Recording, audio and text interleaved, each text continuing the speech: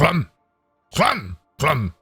Clum! I know, right? Imagine, you go into a mission and you're actually taking damage. Clum! Clum! Clum! What a bunch of clowns like. Clum! Do you die all the time in Steel Path? You do? Do you like dying all the time in Steel Path? Oh, you don't?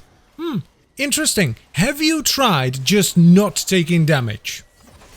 Because you can do that with Nyx. This is a build I call the Terminator Nyx, because of the way it walks. It's very ominous.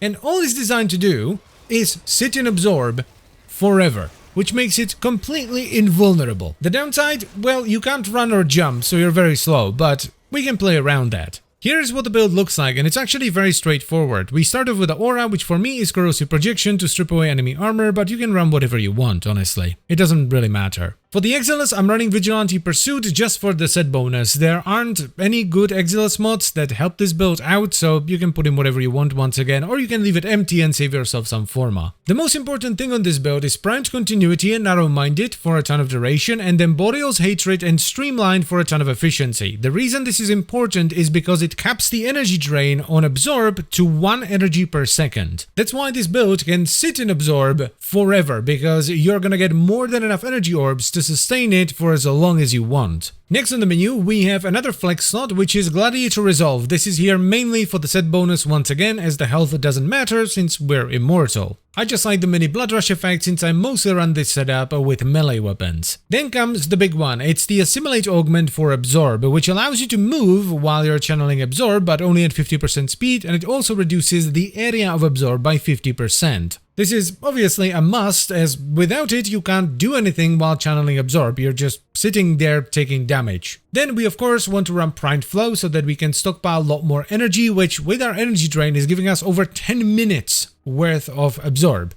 And to top it all off, I'm actually running Rolling Guard. This is just in case something goes wrong, like Stalker shows up and he turns off my Absorb. I can just roll and get invincibility this way. Now, if you're not going to use a serious primary weapon with this, one thing I would highly recommend, not just for this build, but for other builds that also rely on abilities to either stay alive or do good damage, is the Mitre with the neutralizing Justice Augment, which gives it a 90% chance to instantly destroy a nullifier bubble. And finally, while this build doesn't need Archon shards, a few Azures with max energy are always nice, plus a few Embers with maximum energy flow don't spawn will help out a lot just to make sure you always have more than enough. Now, the playstyle of this build could not be any simpler if it had tried. You get into a mission, you press Absorb, the end.